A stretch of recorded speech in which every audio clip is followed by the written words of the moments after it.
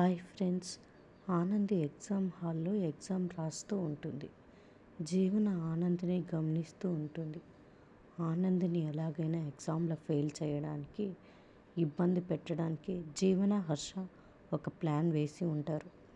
ఆ ప్లాన్ హర్ష ఫ్రెండ్తో అమలు చేపిస్తారు. ఆనంది ఎగ్జామ్ రాస్తూ ఉండగా పెన్ కింద పడిపోతుంది. పెన్ తీసుకోవడానికి కిందికి వంగుతుంది ఆనంది.